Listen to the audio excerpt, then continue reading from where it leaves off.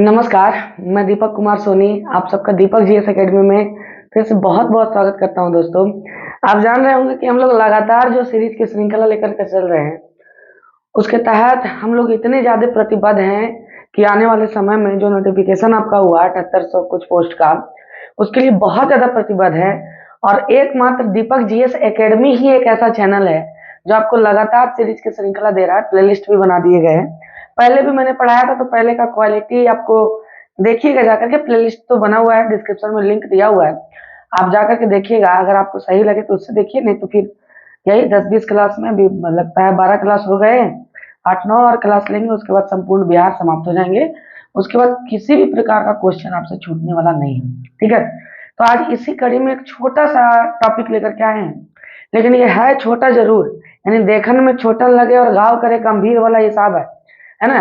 ये है छोटा जरूर, लेकिन इससे जो प्रश्न आते हैं वो आपका 1-2 नंबर जरूर बचा देगा। ठीक है, बिहार के किसी भी एग्जाम में, चाहे बिहार दरोगा हो, बिहार पुलिस हो, किसी भी एग्जाम में आपके 1-2 नंबर जरूर बचा दिए जाएंगे दोस्तों, है ना। तो आज एक छोटा सा टॉपिक है कि बिहार के प्रमुख संग्रहालय, यानी कि जो बिहार का प्रमुख म्यूजियम है, उसके बारे में हम लोग जानेंगे। ठीक है, तो देखिए, सबसे पहले मैं आपको बता दूं कि म्यूजियम का अर्थ क्या होता है। तो म्यूजियम जैसे देखिए ऐतिहासिक चीज हो गया, या पुराने लोगों के प्रयोग की वस्तुएं, जिसे आने वाली पीढ़ी दर पीढ़ी क्या करते रहे, देखते रहे, उसको संग्रहित करके रखा जाता है। कहीं कहीं कुछ टिकट वगैरह भी लिए जाते हैं, कहीं कहीं कुछ पैसा वगैरह भी लिया जाता है। और पैसा वगैरह लेने के बाद आपको बहुत ज़्यादा क्या, मतलब कि वहाँ पर हर एक चीज़ आपको देखने के लिए मिलता है। ध्यान में रखिएगा, इस बात को ध्यान में रखना है आपको, है ना। अब देखिए, यहाँ पर आपको देखना है और यहाँ पर आपको जानना है, आप समझिएगा कि बिहार संग्रहालय एक तरह से बिहार के प्रमुख संग्रहालय के बारे में। तो कुछ संग्रहालय हैं जो राज्य सरकार के द्वारा संचालित होती है, कुछ संग्रहालय हैं जो बिहार सरकार के द्वारा मतलब कि केंद्र सरकार के द्वारा संचालित होती हैं, और कुछ संग्रहालय किसी निजी व्यक्ति के द्वारा संचालित होती है, प्राइवेट। तो ये तीनों प्रकार के संग्रहालय बिहार में हैं। तो सबसे पहले आइए राज्यों से द्वारा संचालित संग्रहालय के बारे में हम लोग जान लेते हैं। तो देखिए, सबसे पहले आपको पटना में दिखेगा बिहार म्यूजियम, बिहार संग्रहालय। अगर बात करें इसका, तो बात अगर हम लोग करेंगे दोस्तों, तो इसका हम लोग बात करेंगे तो 2015 यानी 15 अगस्त 2015 को इसको स्थापित किया गया। और इसके जो पहले, है ना, डायरेक्टर थे बिहार म्यूजियम के, वो पहले डायरेक्टर अंजनी कुमार सिंह थे। आपको ध्यान में रखना है इस बात को, पहले डायरेक्टर इसके अंजनी कुमार सिंह थे, और बिहार म्यूजियम का 2015 में इसको स्थापित किया गया। अब देखिए, एक क्वेश्चन आपसे जरूर पूछा जा सकता है, ठीक है, कि बिहार संग्रहालय में कौन सी वस्तु रखी हुई है। तो पहले जो था वो पटना संग्रहालय स्थापित किया गया था 1917 में। ठीक है, पटना संग्रहालय। अब पटना संग्रहालय स्मृति शेष में रह गया है मात्र। पटना संग्रहालय को एबोलिश करके, यानी समाप्त करके, उसी की वस्तुओं को बिहार संग्रहालय में बहुत ही बढ़िया तरीके से रखा गया है। आप कभी जाएं तो आपको देखने में अच्छा लगेगा। और यहाँ का मुख्य आकर्षण है जो मौर्यकालीन एक यक्षिणी की मूर्ति मिली थी, यक्षिणी की मूर्ति, उस यक्षिणी की मूर्ति को देखने के लिए लोग जाते हैं यहाँ पर। और भी बहुत सी बिहार के कल्चर वगैरह के बारे में बताया गया है, वो सारा चीज यहाँ पर है। ठीक है, उसके बाद बात करें गया म्यूजियम के बारे में। गया म्यूजियम, तो गया संग्रहालय की स्थापना 1952 में, है ना, बलदेव प्रसाद ने, एक वकील थे बलदेव प्रसाद, अधिवक्ता थे, तो बलदेव प्रसाद ने किया था गया म्यूजियम की स्थापना। लिखते जाइएगा, आप नोट करते जाइएगा। ठीक है, उसके बाद बात करें नवादा संग्रहालय के बारे में दोस्तों, तो 1974 में यह स्थापित हुआ, नवादा में है, नवादा जिले में। ठीक है, उसके बाद बात करें चंद्रधारी संग्रहालय, ये दरभंगा में है, चंद्रधारी संग्रहालय दरभंगा में। और इसकी जो स्थापना, बेसिकली स्थापना तो बिहार सरकार ने ही की है 1957 में, लेकिन इसमें जो रखा गया है, मधुबनी के एक जमींदार थे रत्नी, मधुबनी में एक जगह है, उस जगह का नाम है रत्नी, और रत्नी के एक जमींदार थे चंद्रधारी सिंह। और चंद्रधारी सिंह बहुत ज्यादा पॉपुलर हुए मधुबनी क्षेत्र में, मिथिलांचल क्षेत्र में। तो उनके वस्तुओं को, जो प्रयोग वो करते थे, जो पुरातात्विक वस्तुएं थे, उनके वस्तुओं को, महल के वस्तुओं को रखा गया है इस चंद्रधारी संग्रहालय में। उसके बाद दरभंगा में ही आपको मिलेगा एक महाराजा लक्ष्मेश्वर सिंह संग्रहालय, दरभंगा में 1979 में स्थापित हुआ ये, है ना, आपको ध्यान में रखना है।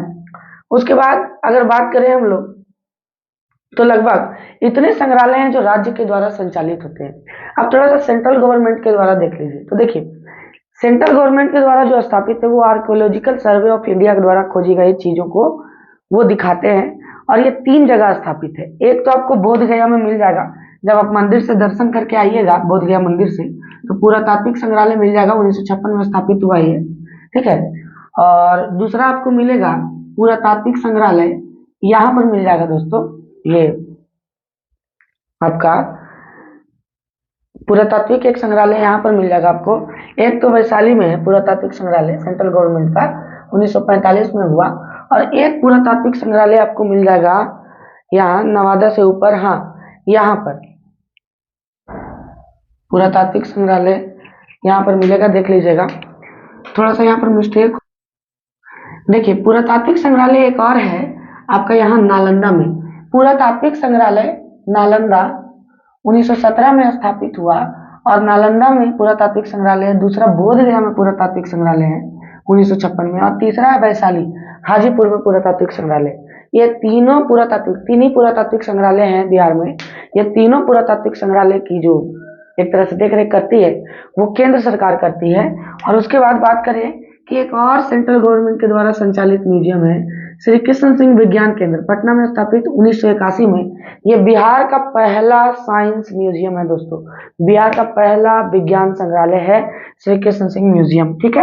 उसके बाद प्राइवेट लोगों के द्वारा कुछ स्थापित है, तो जैसे देखिए गांधी संग्रहालय वही मोतिहारी में। गांधी जी जो चरखा चलाए थे चंपारण सत्याग्रह के दौरान, वो भी आपको गांधी जी का इसी म्यूजियम में मिलेगा। आप देखिएगा वहां जब आप मोतिहारी जाइएगा तो बापू धाम जो स्टेशन है ना, तो बापू धाम स्टेशन से ही रास्ता निकलता है, तो वहां पर जाइएगा तो गांधी जी के द्वारा जो कपड़े पहने जाते थे, गांधी जी का जो चप्पल था, गांधी जी का, यहाँ इवन आप देखिए किसी भी पुस्तक में गांधी जी के चिता को जलते हुए नहीं देखे होंगे, और वहां पर आपको गांधी जी के चिता का फोटो खींचा गया था, वो फोटो वहां रखा गया है, सोच लीजिए, है ना। यानी राष्ट्रपिता जो बापू कहे गए, है ना, उन राष्ट्रपिता के ऐसे कई स्मृतियां हैं जो आपको मोतिहारी में गांधी संग्रहालय में मिल जाएगा और देखने के लिए मिलेगा। इवन चरखा वगैरह भी मिल जाएगा देखने के लिए, है ना।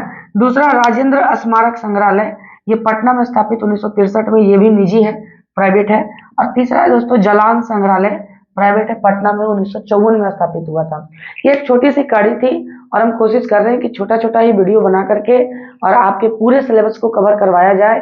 तो इसके लिए बहुत धन्यवाद दोस्तों, आप दीपक डीएस एकेडमी पर बहुत विश्वास जता रहे हैं, और बहुत बहुत धन्यवाद आपका, है ना। दुआ में बहुत ज्यादा याद रखिएगा।